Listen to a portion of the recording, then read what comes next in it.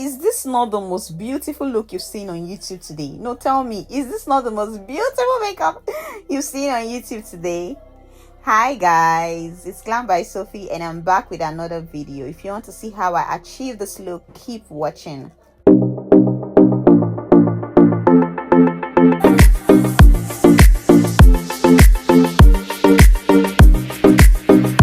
Welcome back to my YouTube channel. This video is longer than usual because it is very detailed. I made sure not to skip out any part. It is very important that you work with a clean hand. So after washing my hands, I also went ahead to sanitize my hands using my sanitizer, and I dried up my hands before touching her face. I don't know how you wear your contact lenses for your models or your clients and even for yourself, but it is very easy for me. I mean, it is easy peasy. I like to use my fingers. You can use your lens applicator, but I like to use my fingers. So I put the lens just at the tip of my finger, and then I either ask my client to look up or they look down, and then I stretch her lid as you've seen in the video. So when they look down, I stretch the eyelid up and then I just place it. I make sure my finger does not touch the eyeball. It doesn't touch, because so that there won't be any discomfort from my finger. And then I just ask them to roll their eyeball. I'll be like, look to the left, look to the right. And then they roll their eyeball and then the contact lens just sits in place. And yes, see how I seamlessly wore the lens for my model in just few seconds, and you can see how comfortable she is afterwards. So the next thing I did was to groom my eyebrow. So I used my blade, my razor blade. As you already know, I like to break my blade into half. So yeah, my mother was just reminding me that please, I should not take off all her eyebrow. She doesn't like it though. Yeah, that kind of stuff. And me personally, if you know me, you know that when it comes to carving eyebrows, I do it perfectly well, because I do not like to take off so much hairs. I only just take out the excesses that I need. So I thought that, don't worry, take a chill pill, you are in the right studio. And then I went ahead to just take off the excesses around the brows without actually touching the main brow. The trick to this is just make sure that your blade or your scissors do not touch the thick part of the hairs. That part is the main brow that does not need to be touched. You do not need to touch that thick part unless you want to actually reduce the size of the eyebrow. But if you want to maintain the size, your blade should just be around it. So just take off the shorter hairs, take off the excesses without touching the main hair itself. So I use my spoolie to brush up, brush down, take off excesses. To cleanse the face, I'm using my all-time cleanser, my micellar water from Laveeda Cosmetics. This is one of my favorite micellar waters and I do not joke with it. So I use the Laveeda micellar water to cleanse the face. If you want to purchase the Laveeda micellar water, just go to Laveeda Cosmetics on Instagram or on TikTok and just make your purchase. It is very affordable, trust me, and it takes off dirt seamlessly. After which I use my toner to cleanse the face. The toner just helped me retain my moisturizer when I put it. It also helped me to nourish the face and just further cleanse the face by taking off more dirt. So I like to use my cotton swab when I'm working with the toner. I do not like to use my wipes. To hydrate the face, I'm using this hydrating spray to further hydrate the face, and of course I went in with my fan to just dry the face. Yes, I use my serum. This serum is from Milani and it's also one of my favorite serums. The reason why I like this serum in particular is it dries down and it doesn't leave any greasy residue on the face whatsoever, and it doesn't leave the face too shiny even after the makeup process. So it blends into the skin, penetrates and sits well in the skin. That is one reason why I like it. So I use my prep brush to distribute the serum before blending it further with my hands, because that is something I like to do. It is important that you do not let the applicator of your serum get in contact with the face. Don't let the dropper, that dropper, don't let it touch the face. So that was why I lifted my hands when I was applying it. For my moisturizer, I use the moisturizer to moisturize the entire part of the face, because nobody wants to work on a dry skin. So I like to moisturize my skin very well, be it oily, be it dry. I make sure I use moisturizer. If I am working on an oily skin, an excessive oily skin, I use very little moisturizer. If I'm working on a normal to dry skin, I can use as much as I want to. So I use a prep brush as well to evenly distribute the moisturizer all around the face before further blending it in with my fingers as well. Before this video gets too far, I want to thank my existing subscribers, my existing viewers.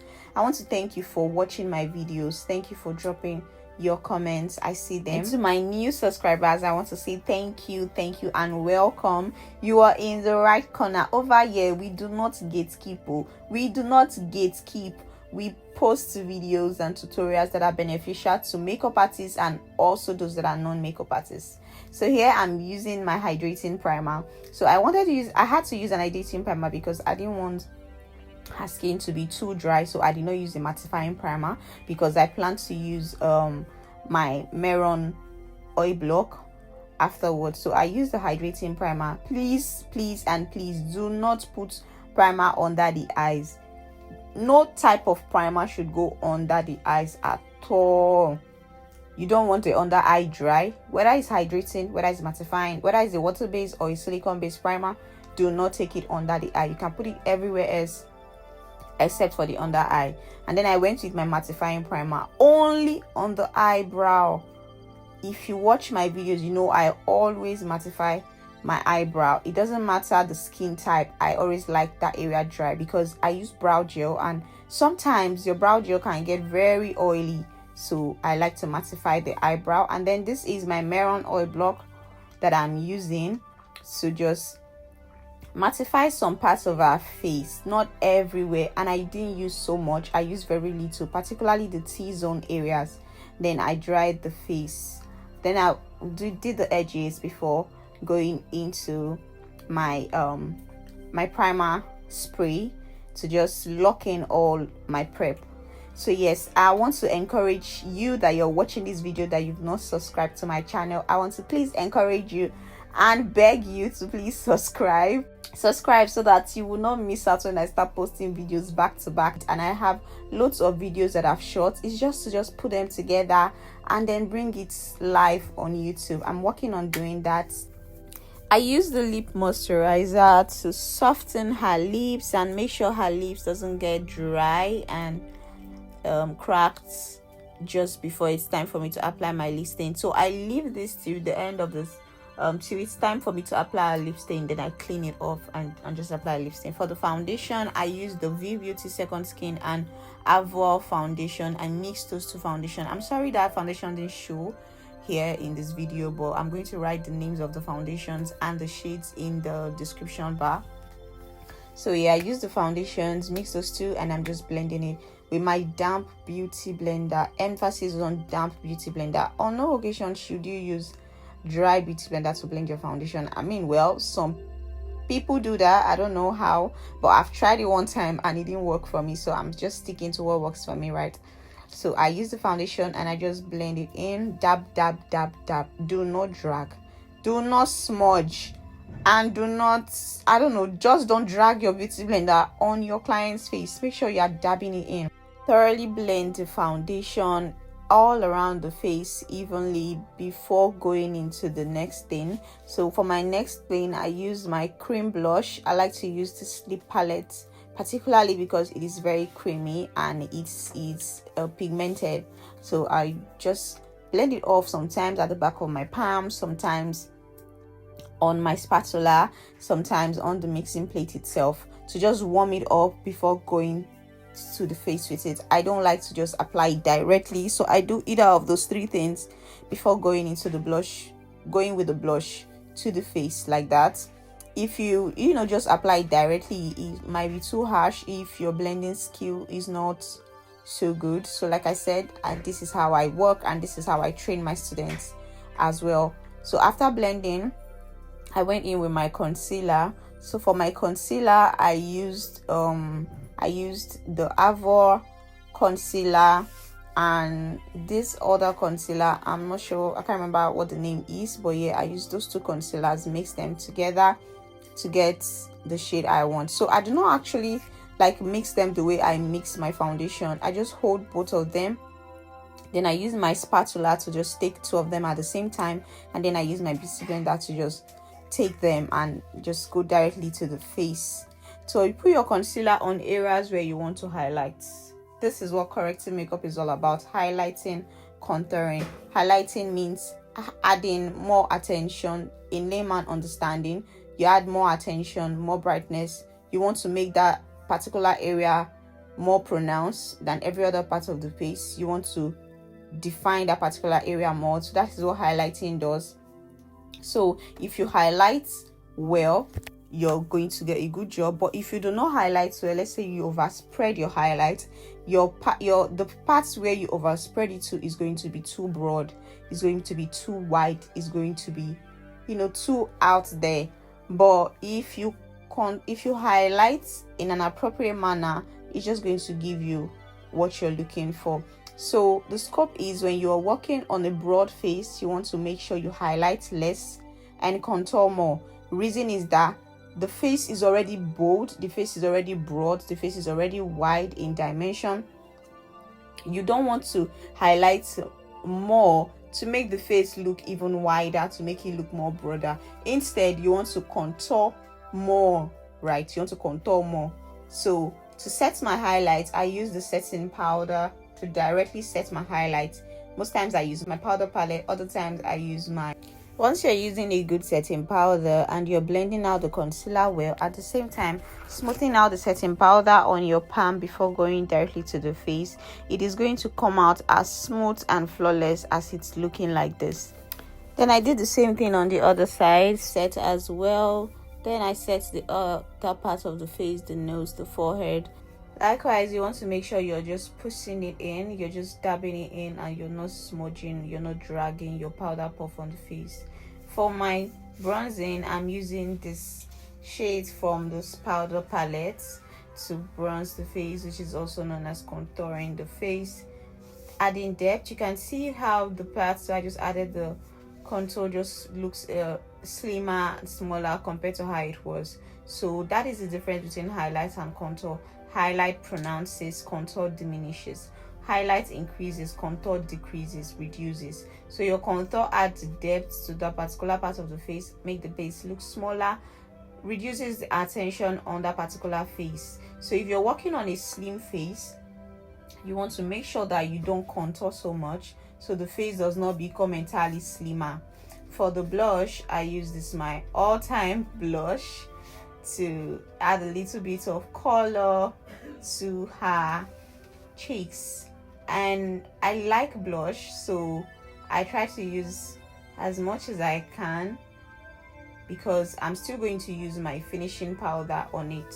Sometimes some people do the finishing powder before the blush, but because I know how much blush I can work with, I like to do it before my finishing powder. So now I'm using my finishing powder and I'm just mixing those two shades. I always mix, guys. You can barely see me working with one shade. I mix my foundations, I mix my concealers, I mix my blush, I mix my powders, I mix my lip stains. I'm always mixing, and frankly speaking, I get better results when I mix. So I'm using my finishing powder to just set the rest of the face, making sure I do not put the powder on the highlights, but I let it go into the contour and I also let it go into the blush. Reason is because I want to reduce appearance of harsh lines, and I also want to make sure everything is all blended together. Do not forget the jawline. It is part of the face. You can see that I touch the face. This is one routine I'm always doing whenever I work. I make sure I touch the face because I want the face to be fully set. I want the face to be, dry. I don't want any part of the face to be unset. That means that I don't want any part of the face where my powder did not get to. I don't want to leave it like that. This is my setting spray I used to just set the skin work. So we've done skin prep. What I just did now is skin work. So after spraying, it is now time for me to go to the eyebrows. And when it comes to eyebrow, I beg, who is the queen of eyebrows if not Glambysophi? If you don't know what I'm talking about, scroll down and watch my brow tutorials, watch my brow videos. They are always very detailed. So yeah, I'm just taming the eyebrow with my edge control. You can use your brow tamer, you can use any clear wax you have. You can even use your brow tame and tint if you have that, but me, I like to use my edge control, which is a clear white one. So I use that with my small spoolie to just keep the hairs in place and asleep. Now I zoomed out. Oh, look at how fine this glam is. I mean, we're not even done. No, we are not even done. Relax. You're going to see the end of this look. So yeah, I'm setting the eyebrow with my powder. Now this process can be skipped if your brow tamer or your edge control dries fast, but mine dries fast as well. But I like to set the eyebrow with powder so that when I put my brow gel, it's going to pop. That is just the main reason why I like to do this. So I set with my finishing powder, that is the color I used for a highlight. Then I'm going to my brow gel. You already know what I use for brow gel now, Karite gel. It is that one, no, day in two. So I use my Karite gel and this my angled brush to outline the eyebrow. You know what I always say when it comes to eyebrow? There is no reason for you not to stick to the eyebrow. Follow the eyebrow bumper to bumper. I always tell my girls, marry the eyebrow, marry it from the lower brow line. Make sure you are close to the hair. Do not climb on the hair, but do not be far from the hair. That way it is easier for you to maintain the shape and size of the eyebrow. Now when you're drawing the upper brow line, you can then decide to, add a little gap to make it a little bit wider, right? But you do not have the opportunity to do that from down. You can see how my brush is very close to the hair. It is just very, very close to the hair because I need enough space on the eyelid. I need enough space. So imagine that I'm drawing the eyebrow and then I bring my brush down far from the hair. It's not going to be neat. The brow is going to be too wide and it's not going to be fine. So yeah, for the upper one, I also want to maintain the size of our hair, as you can see. So that's why I did not add to it. But if at all you want to add, do not make it too wide. Nobody's drawing big brows anymore. Nobody's drawing big and bold brows. So you can maintain the size that you're seeing or make it a little bit wider. I always clean my brushes. I always clean my angle brush in between the process to flatten it further and to make sure that I don't have excess gel on it so that the brow will not turn out to be darker than intended.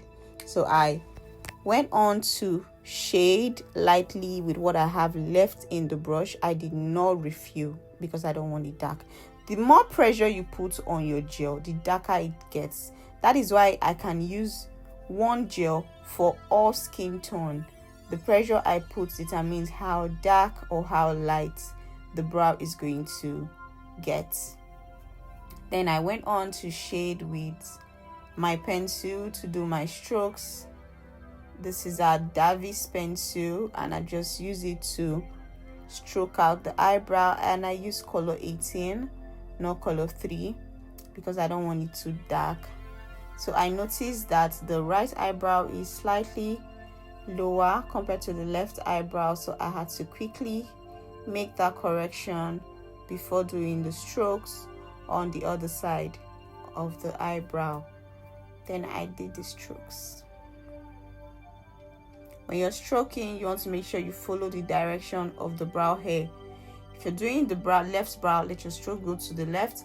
If you're doing the right brow, let your strokes go towards the right hand side.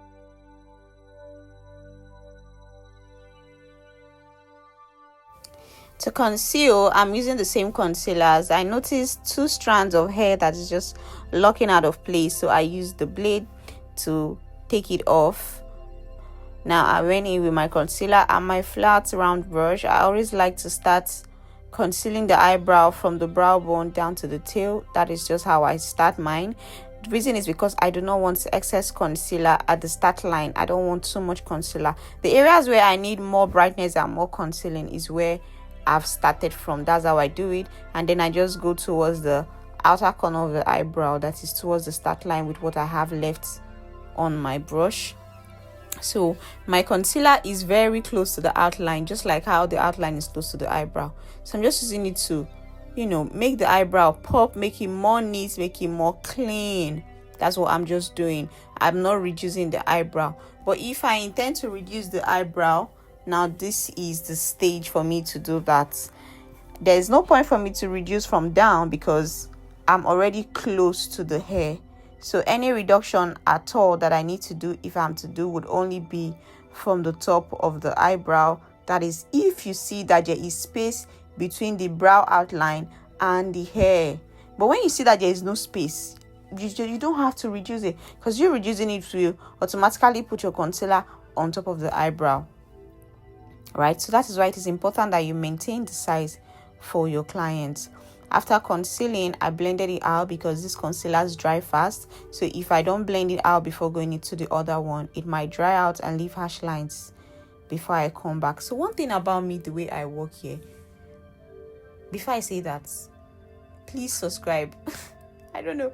When I'm watching other videos, other YouTube videos, they're always emphasizing on subscribe, but I do forget to say that. But yeah, subscribe to my channel. Please subscribe, okay? Like this video, give this video a thumbs up if you're enjoying it. I mean, if you're watching till now, it means you're enjoying this video. It means you're learning something. So please encourage me, subscribe, turn on your notification bell, like my videos, drop your comments. I want to know where you're watching from. Tell me, where are you watching from? What is your name and where are you watching from? What do you like about makeup? What look would you like to see next? Let's discuss. Talk to me. And yes, remember I have my academy handout. It is still selling. The makeup handout, it is still selling. If you want to purchase it from any part of the world, you can purchase it, making payments in your own currency. It is now sold for 10,000 in naira. So you would see the equivalent of your price when you want to buy. So the link to my sales site where you can purchase this makeup handouts is going to be in the description bar. This handouts teaches a lot on colors, colorimetry. It has a detailed step-to-step process on how to apply your makeup as I'm doing now, details of the brushes, different types of brushes. I talked about introduction to makeup, to the products. So if you are a beginner and you want to learn makeup, you can buy the handout, start from there, watch my YouTube videos, practice, and you're good to go, right? And if you're also a boss and you have your studio, you have your students, this handout is good for your students. You can buy it. I give permission to take out my name, print it with your own name, and resell. Reprint the first cover, put your academy name, your studio name, and resell to your students, and that's fine. So back to what I was saying. I was saying that when it comes to me, the way I work, I like to make sure that every step is making sense, that every step is one step towards the right thing. Don't do your makeup in a way that you only bank on the finished products, you only bank on the end result. Oh, when I'm done it's going to be fine.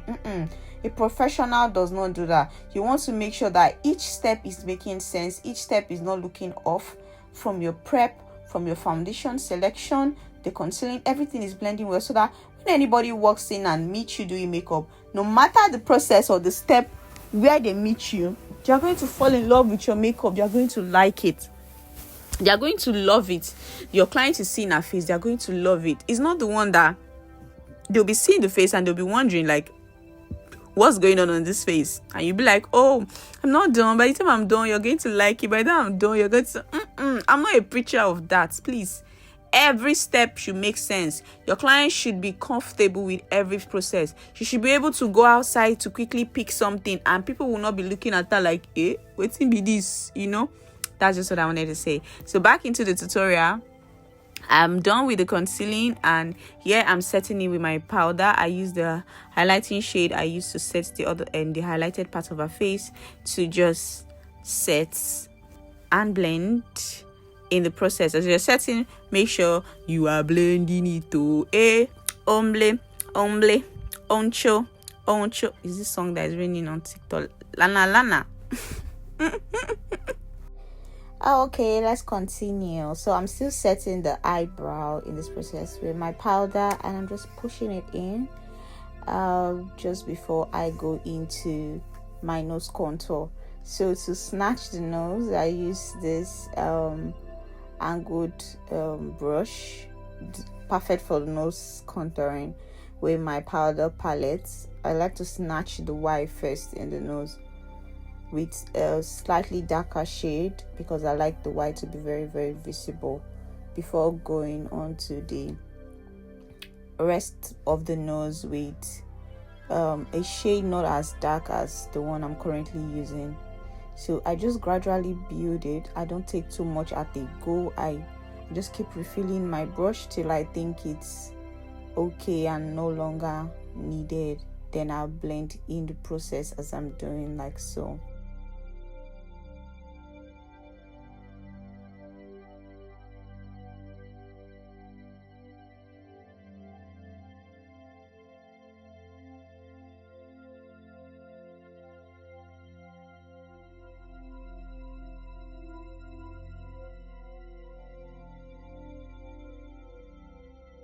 I always like to use my big highlight brush to just blend on the nose. Mind you, it's empty. I do not refill the brush to do this process.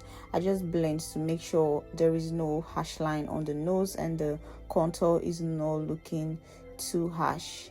So I proceeded to bake the face with the same setting powder I use in setting directly. So the baking is just to further mattify the under eye, prevent it from breaking, at the same time help me to hold fallouts from my eyeshadow, because for this look, if you saw the before, the after look, you see it's shimmer eyes. So if you're not careful, you're going to have so much fallouts. Also, it's also going to brighten up the under eye for me, and then give it more brightness on the highlighted parts of the face.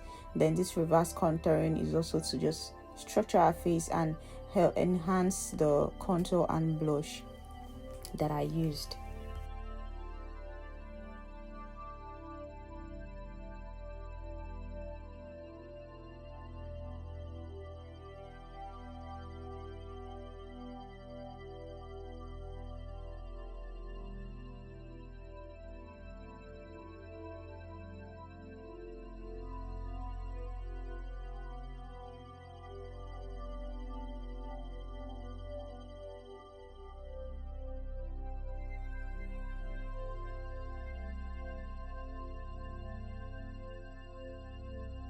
Going into the eyeshadow game, I used my eyeshadow base, blended it out.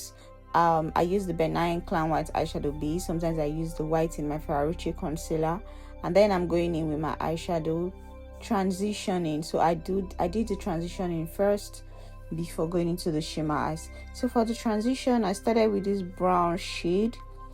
I'm a lover of brown shades when it comes to transitions. In fact, almost all the brown shades in my palette is what I finish, is what I exhaust before any other color. So yes, I like to transition with the brown shade, and you can see how beautiful this brown tone is on her skin. It is not too dark, and it's just perfect for her skin, right? So I did the transition with the brown. I kept blending it. It's important that when you want to do your eyeshadow, do not directly drop the eyeshadow on the crease. Do not place it on the crease. You want to make sure you place it on the eyelid, like the lower outer corner of the eyelid, and then you blend upwards with that empty brush. You blend upwards to the crease with an empty brush. This means you do not have to refill to apply there, because you don't want the crease too dark at the moment, not until you've put the shimmer or every other eyeshadow you want to do. So still building the transition, I use another shade that is not as dark as the first brown shade I use, and I'm just blending that into the inner corner, into the tear duct. Mind you, this one is not as dark as the first one, so it was easier for me to blend it into the tear ducts to the crease, because it is not all that dark.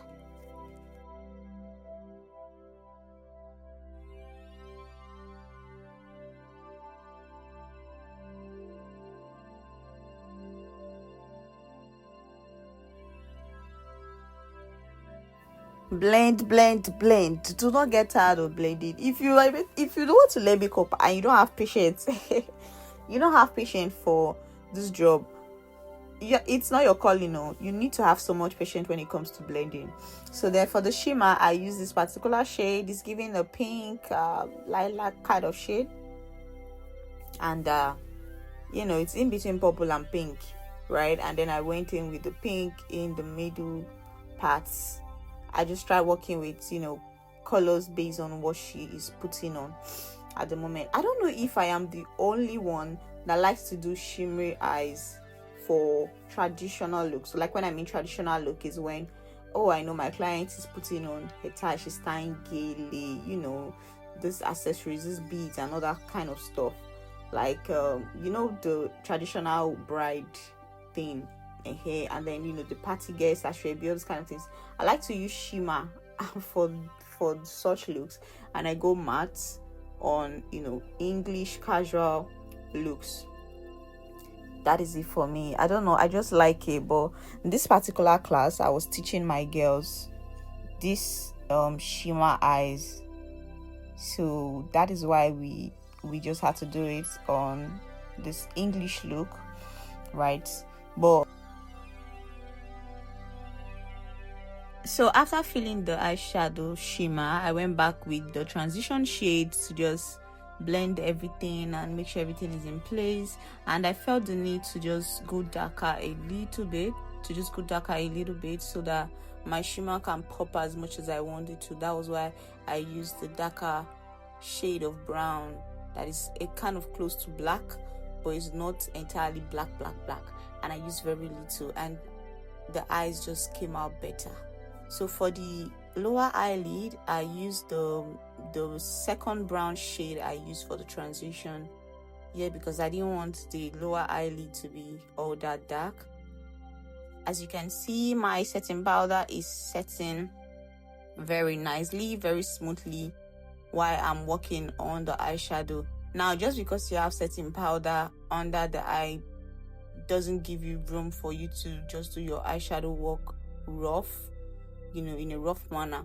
You still have to be neat, you still have to be careful, and don't spill eyeshadow all over the place.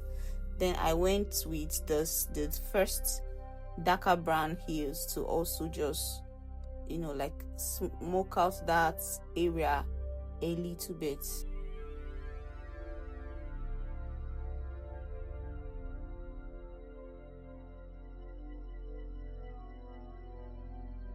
So the next thing I showed them was how to achieve the eye lift. So to do the eye lift, I use the setting powder. Sometimes I use the concealer, but in this case, I prefer to use setting powder to just, you know, lift the eye.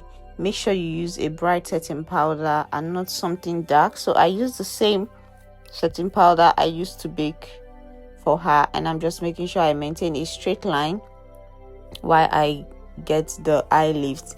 Now you see, there's I don't know, when it comes to this eye lift, I don't really feel it that much. I know it is good, I know it looks nice, but I don't feel it that much, because it's like when something is trending, particularly in Nigeria, everybody seems to forget the normal thing, like the normalcy, and want to keep up with the trending thing.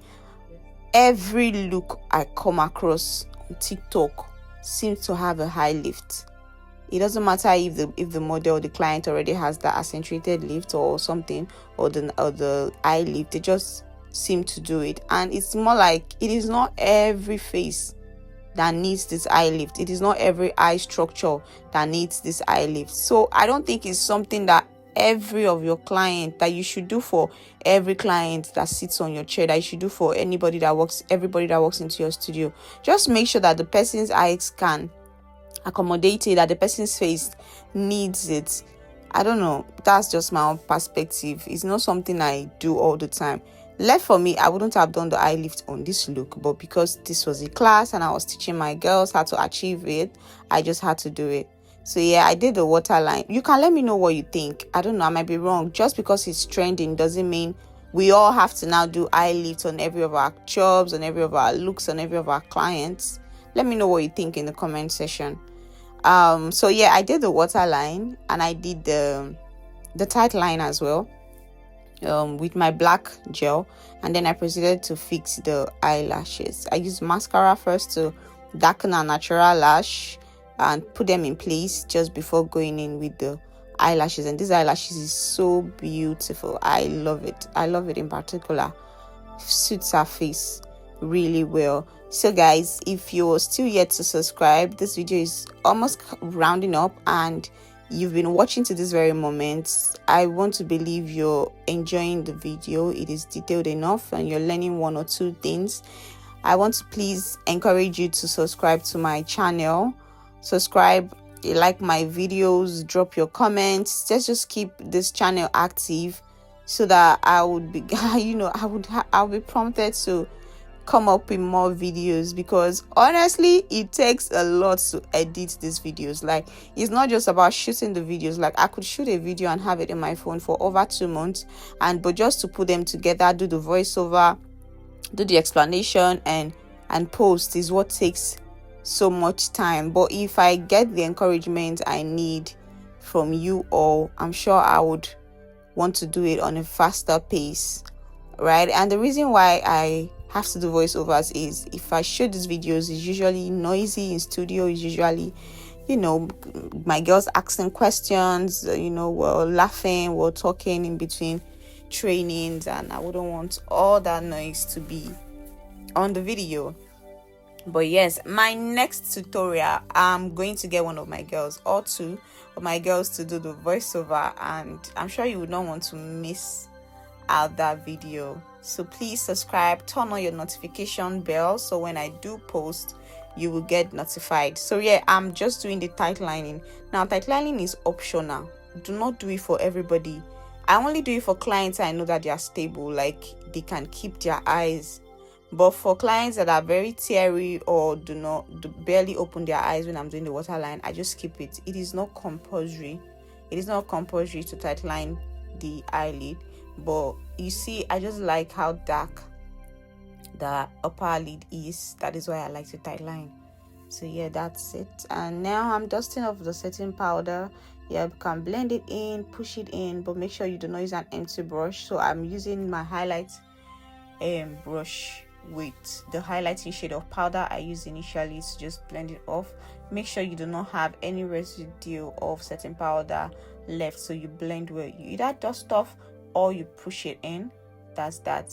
And then now I'm enhancing everything back. I want my contour to come out back. I want my blush to come out back, just the way the highlight is popping, so it doesn't look odd that the highlight is popping a lot more than every other thing. Then I went back with the blush and also the contour before going on to the next thing. Cleaning the lips with my wipes. Remember, I put the lip moisturizer. I like to clean it off before going into the lip stain. So then I use my highlighter to highlight, just to add glow on the parts of her face before using my fixing spray. Our all-time favorite Lex expensive fixing spray from Kiss Beauty. I mean, it's getting expensive now. So for the lips, sometimes I like to line my lips first. Other times I like to fill in the lips first before lining. So I had to fill in the lips because I wasn't really sure of the the look I was going for, or the lips that would suit the face. So I planned to do something nudie, but then I had to fill in the lips to see if I was liking it first before I outline the lips. So yeah, I'm doing the blending and it feels like I liked it. I was liking it, and then I proceeded to blend very well before lining the lips using this chocolate brown shade from Lexxisso. So currently Lexxisso is one of my favorite lip brands I use, particularly their lining shades. It's really amazing, guys. You should copy it. It's a Nigerian brand, but it's really doing good. It's a matte foundation, but it is not super dry. Like, it gives you room to blend very well just before it dries down matte, and it doesn't break, guys. It doesn't break. So do well to purchase your lip stains from Lexxisso Cosmetics. while outlining our lips, I'm making sure to follow our lip line, our actual lip line, because I do not want to give her a bold lips, and I did not want to like reduce the size of her lips. But if you're going for a fuller lips, like a bold lips, then you want to line above her lip line. You want to take your hands above her lip line to give it that full lips. And then if you want to make her lips smaller, you want to line beneath her lip line. It means you want to bring your hand down while you outline the lips. So I did the outline, and I'm blending, making sure that they are equal, not that one side is higher and the other side is lower. And then I did the same thing on the lower lip line, outlined the lips as well. Then I blended, so I used my lip blending brush to further blend of harsh lines. It's important that you do not have harsh lines on the lips. We know what harsh lines are by now, like lines that give like a demarcation that shows where one thing stops, or where one color stops and where the next color started from. So that is what harsh lines are. Harsh lines can be seen everywhere.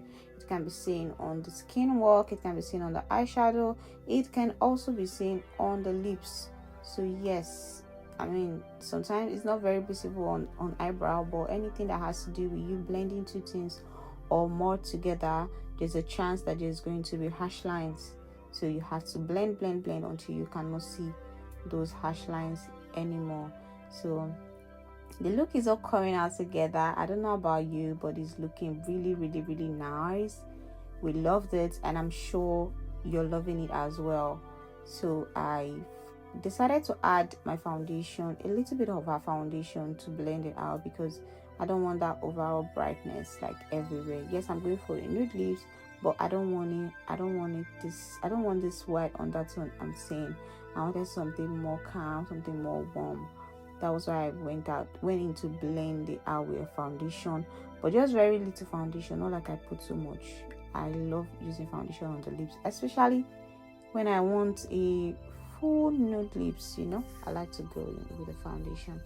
So I did that on the up, and did the same thing on the lower lip line before finally setting the lips, which I am doing now. Setting with my eyeshadow with the exact colors I wanted, and I use the transition brush for this. I do not use the same brush I use for blending the lips to setting it now. For now, I'm going into the lip gloss. For the gloss, I do not apply my glosses directly on my client's lip. I like to use this, my favorite brush. I don't know what I would do without this brush. If I have to look for it, I don't know, it will have me disorganized, because it's one brush I like to use for gloss. I like how tiny the mouth is, so it's easier for me to just put on my glosses.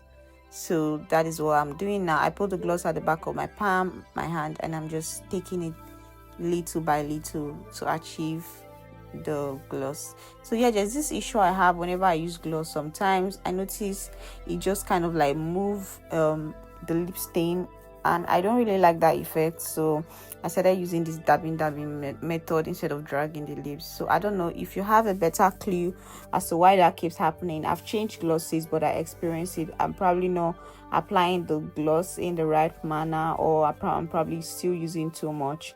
But if you happen to have experience with this and you know a way out, please let me know, and I'll be happy to try it out. So at this point, I'm just using the cheek glaze. I use my gloss as a cheek glaze, and then I put my final locking spray, and yes, added a little bit of mascara.